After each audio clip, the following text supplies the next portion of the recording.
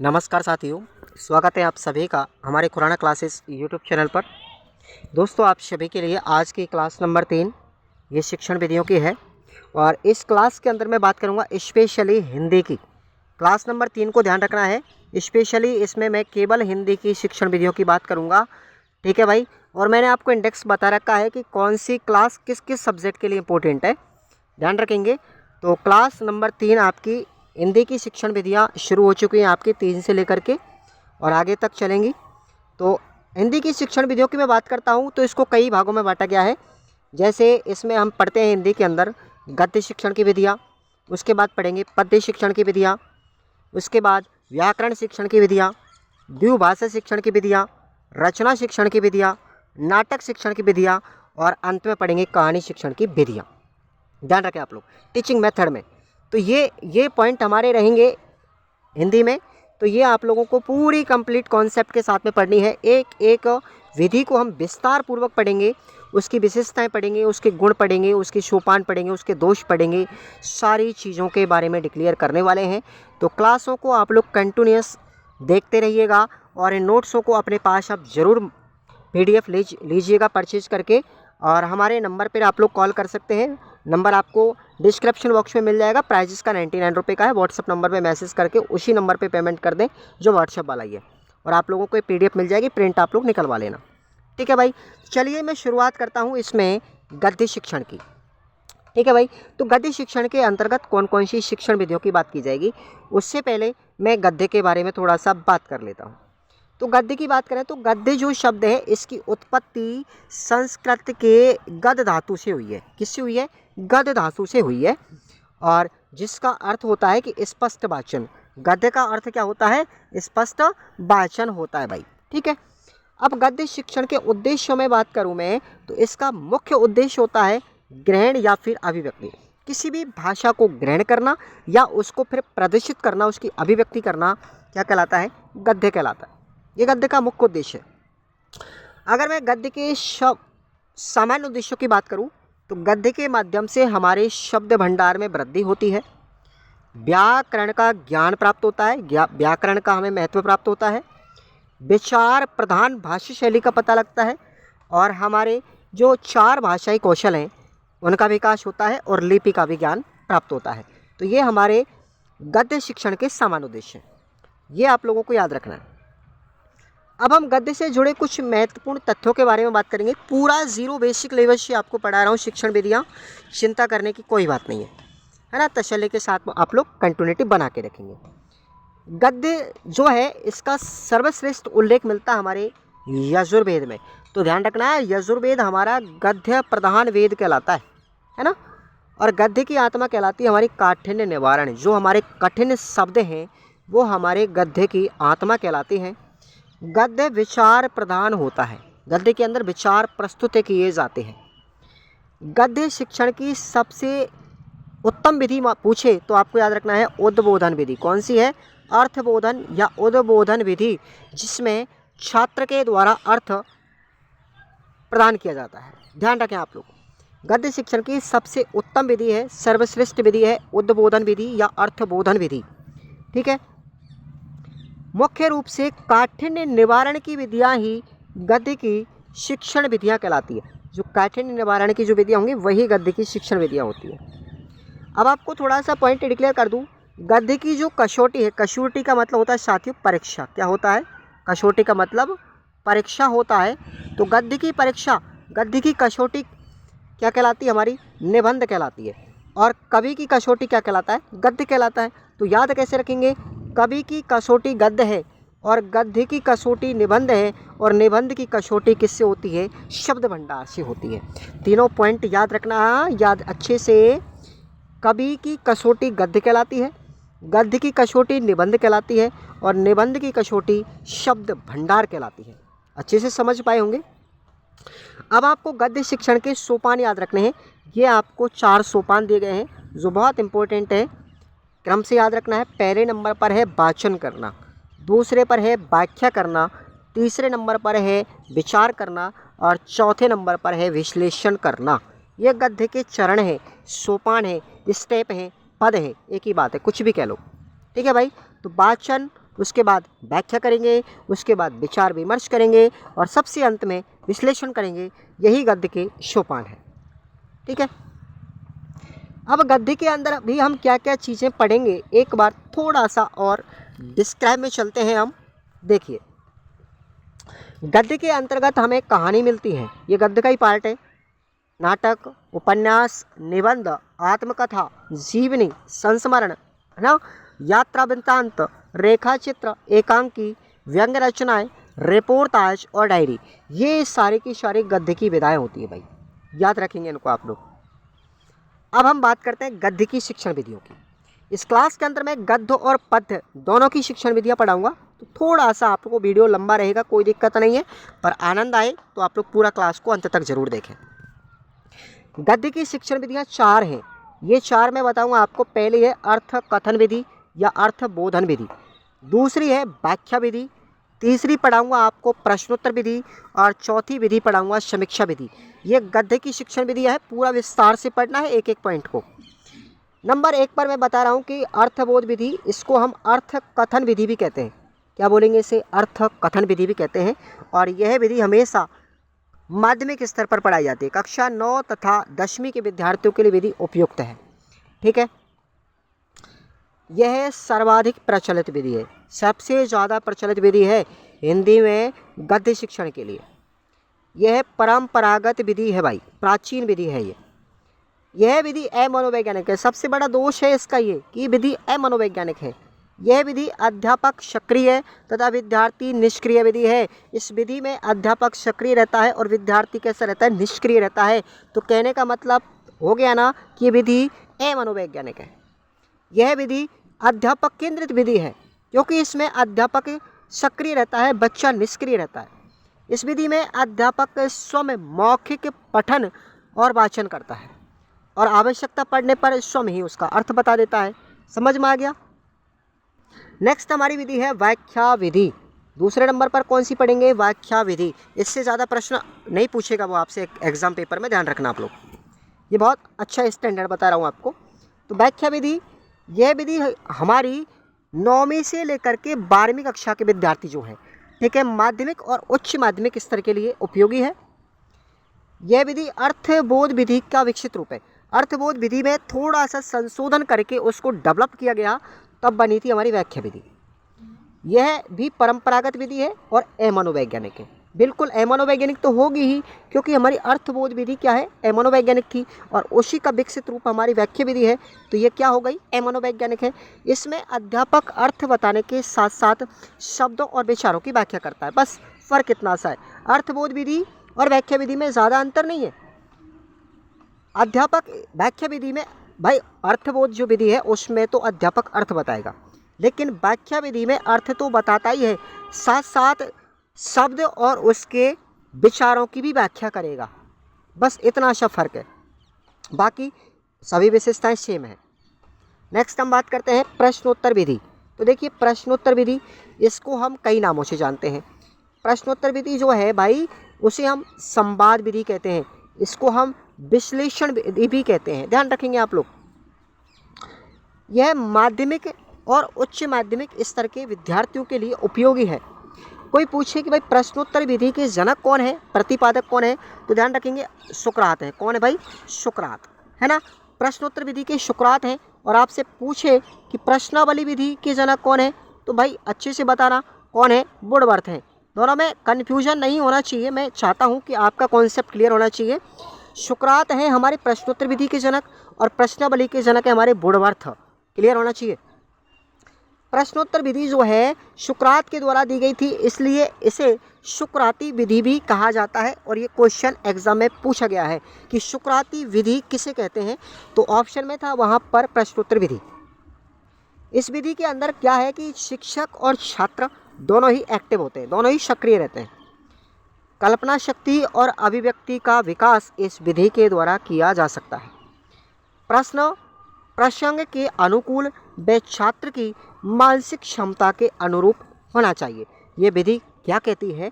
ये विधि कहती है कि प्रश्न जो होते हैं वो हमेशा प्रसंग के अनुकूल होना चाहिए, पाठ के अनुकूल हो और बच्चे की मानसिक क्षमता के अनुरूप होना चाहिए। समझ में आ गया भाई? तो ये हमारी है प्रश्नोत्तर विधि, याद रख लेना। नेक्स्ट देखो भैया, लाइक तो कर दो यार प्लीज़, कम से कम लाइक कर दो यार, तुम्हारा पैसा नहीं लग रहा, अच्छा सा प्यारा सा कमेंट कर दो अगर आपको अच्छा लग रहा है तो। समीक्षा विधि की बात करें तो यह समीक्षा विधि 9वीं से लेकर के 12वीं तक के विद्यार्थियों के लिए इंपॉर्टेंट है, माध्यमिक और उच्च माध्यमिक के लिए, ठीक है। प्राइमरी कक्षा के लिए उपयोगी नहीं है ये। यह स्वतंत्र विधि नहीं है, कैसी है, पूरक विधि है, ध्यान रखना। समीक्षा विधि कैसी है, पूरक विधि है। इस विधि में गद्य के पाठ्य तत्वों का विश्लेषण करके उसके गुण और दोषों की विवेचना की जाती है। ये सबसे इम्पोर्टेंट अच्छा काम लगा इस विधि का। ये विधि जो है हमेशा पाठ्य पुस्तक के जो तत्व होते हैं उनके गुण और दोषों की क्या करती है, व्याख्या करती है, विवेचना करती है, पता लगाती है, तो वो है समीक्षा विधि। ओके भाई, ये पढ़ी हमने गद्य की शिक्षण विधियाँ। अब नेक्स्ट हम पढ़ रहे हैं पद्य की शिक्षण विधियाँ। पद्य की शिक्षण विधियों के बारे में जानने से पहले मैं पद्य के शिक्षण के बारे में थोड़ा सा बात कर लेता हूँ। चलिए लाइक कर दो एक बार। अगर मैं बात करूँ जो पद्य है, पद्य जो शब्द है वो संस्कृत के पद धातु से बना है। किससे बना है, पद धातु से बना है, ध्यान रखना आप लोग, पद धातु से उत्पत्ति हुई है। और इसमें जो प्रधानता है पद्य के अंदर, रस की प्रधानता है। कैसी है, रस की प्रधानता है, भावों की प्रधानता है, ध्यान रखना। अब इसमें इंपॉर्टेंट पॉइंट ये क्वेश्चन पूछे गए हैं, पद्य का सबसे पहले उल्लेख किस में मिलता है, ऋग्वेद में मिलता है भाई, ध्यान रखना, किस में मिलता है, ऋग्वेद में मिलता है। और कविता का चयन किसके अनुसार होना चाहिए, कक्षा स्तर के अनुकूल होना चाहिए। इस पद्य से प्रश्न पूछे गए, दोनों प्रश्न है ये, ध्यान रखेंगे आप लोग। अब पद्य की प्रमुख परिभाषा, पद्य को लेकर के परिभाषा दी है दो व्यक्तियों ने, एक तो है आचार्य विश्वनाथ और दूसरे हैं आचार्य जगन्नाथ। तो आचार्य विश्वनाथ कहते हैं वाक्यम रसात्मक काव्यम, यानी रसपूर्ण वाक्य ही काव्य है। छोटी सी परिभाषा याद रखनी है, वाक्यम रसात्मक काव्यम, और ये आ भी चुकी है, आचार्य विश्वनाथ की परिभाषा है, रसपूर्ण वाक्य ही काव्य कहलाता है। और आचार्य जगन्नाथ कहते हैं रमणीय अर्थ प्रतिपादक शब्द काव्यम, यानी रमणीय अर्थ का प्रतिपादन करने वाले शब्द ही कहलाते हैं काव्य। रमणीय का मतलब होता है आनंद प्रदान करने वाले, आनंद प्रदान करने वाले शब्द ही कहलाते हैं काव्य, ध्यान रखना है आप लोगों को। अब पद्य शिक्षण का उद्देश्य देखिए, पद्य शिक्षण का मुख्य उद्देश्य रस की अनुभूति कराना। पद्य में रस टपकता है साथियों, सौंदर्य अनुभूति प्रदान करना, भावों की अनुभूति प्रदान करना, लय ताल छंद अलंकार आदि का ज्ञान कराता है पद्य। सत्यम शिवम सुंदरम की भावना का विकास करता है पद्य, ध्यान रखना। पद्य की ये सभी क्या हैं, विशेषताएं पद्य शिक्षण की। ओके भाई, नेक्स्ट अब हम बात करते हैं, तो जो पद्य की शिक्षण विधियां हैं उनमें हम पढ़ेंगे साथियों, पहले नंबर पर पढ़ेंगे गीत विधि, सेकंड नंबर पढ़ेंगे अभिनय विधि, और तीसरे नंबर पर पढ़ेंगे शब्दार्थ कथन विधि, और इसी को हम अर्थबोध विधि भी कहते हैं। और ये हमने अभी जस्ट गद्य में भी पढ़ी। उसके बाद दंडन्वय विधि, अगला है खंडन्वय विधि, खंडन विधि को ही हम प्रश्नोत्तर विधि भी कहते हैं, ध्यान रखना। उसके बाद हम पढ़ेंगे व्याख्या विधि, और व्याख्या विधि की भी बात करें तो इसमें भी हम पढ़ेंगे व्यास विधि, तुलना विधि और समीक्षा विधि। व्याख्या विधि को भी 3 भागों में बांटा गया है। तो पहले नंबर पर आती है गीत विधि। देखिए गीत विधि जो है वो प्राथमिक स्तर पर पढ़ाई जाती है, प्राथमिक स्तर के बच्चों को उपयोगी है। यह एक मनोवैज्ञानिक विधि है। इस विधि के द्वारा रसानुभूति प्राप्त होती है। गीतों के द्वारा सरल और रोचक तरीके से बच्चों को शोषण कराया जाता है। शिक्षक स्वयं आदर्श वाचन करता है। उसके बाद सूत्रों के द्वारा अनुकरण वाचन करवाया जाता है। सूत्र नहीं है साथ, छात्रों के द्वारा है, ये ध्यान रखेंगे आप लोग। छात्रों के द्वारा आदर्श अनुकरण वाचन कराया जाता है। कविता का अर्थ इसमें बिल्कुल नहीं बताया जाता। गीत विधि के अंतर्गत कविता का अर्थ नहीं बताया जाता, ये इंपॉर्टेंट चीज़ है, इसके अंदर याद रख लेना है, ठीक है। उसके बाद है नाटकीय विधि या अभिनय विधि, नाट्य विधि बोलते हैं इसको। और यह विधि कक्षा 1 से लेकर के 8वीं तक के बच्चों तक इम्पोर्टेंट है, प्राथमिक और उच्च प्राथमिक स्तर में। यह विधि भी रसानुभूति प्राप्त होती है इस विधि के द्वारा। यह एक मनोवैज्ञानिक विधि है और शिक्षक जो होता है वो अपने आंगिक अंगों के हाव भाव के माध्यम से कविता का अर्थ बताता है, काव्यार्थ प्रस्तुत करता है, स्पष्ट करता है। तो ध्यान रखना आप लोगों को, ये विधि इम्पोर्टेंट है। नेक्स्ट है शब्दार्थ कथन विधि। या फिर इसको हम अर्थबोध विधि भी कहते हैं साथ में। इस विधि की बात करें हम तो ये एक परंपरागत विधि है। इस विधि में निरस और निष्क्रिय तरीके से छात्र रहते हैं। बिल्कुल छात्र इसमें इनएक्टिव होते हैं, सक्रिय नहीं रहते हैं, निरस रहते हैं। यह विधि अमनोवैज्ञानिक है। इस विधि में गद्य की तरह केवल कठिन शब्दों का ही अर्थ बताया जाता है। तो छोटी छोटी विधियां हैं, इनको आप लोग थोड़ा सा कॉन्सेप्ट के साथ याद रखेंगे। इस विधि की विशेषता है कि इसमें केवल कठिन शब्दों का ही अर्थ बताया जाता है। परंपरागत विधि है, ये प्राचीन है। इसमें बच्चा निरस रहता है, निष्क्रिय रहता है और विधि अमनोवैज्ञानिक है। ठीक है। उसके बाद है दंडान्वय विधि। दंडान्वय की बात करें तो इसमें दंड प्लस अन्वय, क्या बोलेंगे इसको, दंड प्लस अन्वय की बात करें तो इसमें पहला शब्द दंड है। ठीक है। और दंड जो है ये वाक्य का प्रतीक होता है। अध्यापक प्रधान वाक्यों को खोजता है किसी भी कविता के अंतर्गत और व्याकरण संबंधी प्रश्नों को हल करता है। कौन? अध्यापक। जैसे कर्ता, कर्म, क्रिया आदि से संबंधित प्रश्नों को क्या करेगा? टीचर हल करेगा। तो ये चीज़ें आपको याद रखनी है। दंड का अर्थ है वाक्य का प्रतीक है। और इस विधि की एक ही विशेषता है कि इसमें व्याकरण संबंधी प्रश्नों को हल कौन करता है? अध्यापक करता है, प्रधान वाक्य की खोज करता है।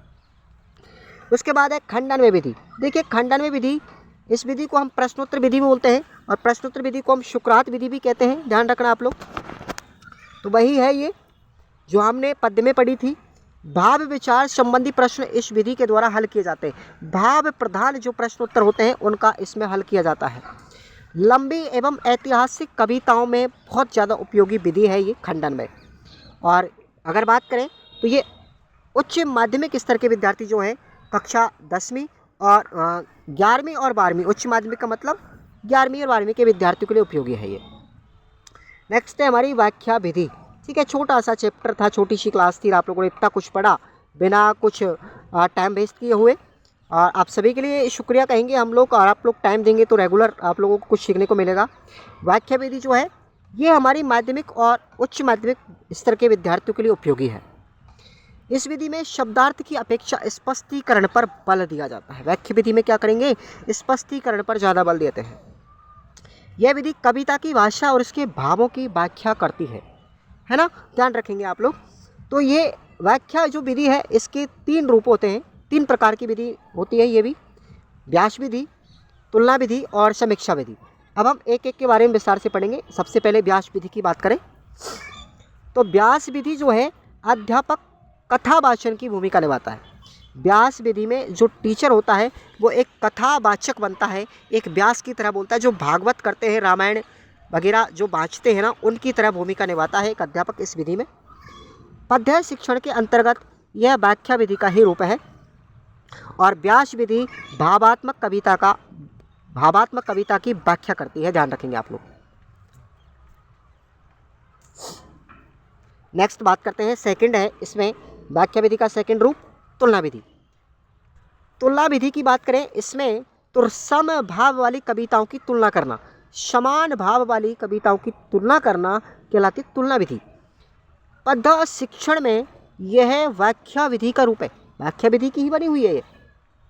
यह विधि उसी कवि की अन्य रचनाओं के साथ तुलना करने में उपयोगी है। तो ध्यान रखना, एक लेखक की या एक कवि की 2 या 2 से अधिक रचनाएं जो होती हैं, 2 या 2 से अधिक जो कविताएं होती हैं, उनके मध्य में तुलना करने का काम करती है तुलना विधि। ये व्याख्या विधि का रूप है।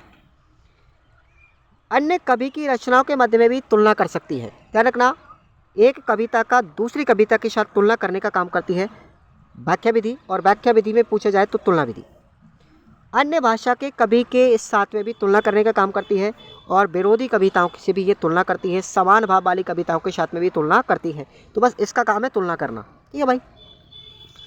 उसके बाद है समीक्षा विधि। यह व्याख्या विधि का ही रूप है, नंबर 3। इस विधि में छात्र सक्रिय रहते हैं और टीचर निष्क्रिय रहता है। बड़ा इंपॉर्टेंट है। तो ये विधि कैसी हो गई? जब छात्र सक्रिय हो और टीचर निष्क्रिय हो तो विधि मनोवैज्ञानिक का, ध्यान रखना। गद्य की भांति यह विधि भी गुण दोषों की विवेचना करती है, जो आपको पद्य में अभी पढ़ाया था, ठीक है भाई। तो ये आप लोगों को थोड़ा सा याद रखना है। तो कल की हम क्लास में नेक्स्ट में पढ़ेंगे हम व्याकरण विधि के बारे में, व्याकरण शिक्षण के बारे में, व्याकरण शिक्षण की कौन कौन सी विधियाँ हैं, ठीक है भाई। चलिए नेक्स्ट, तब तक के लिए आप लोग कमेंट करें अच्छा सा प्यारा सा। वीडियो अच्छा लगे तो लाइक करना और कंटिन्यूटी को बना के रखें। Thank you so much.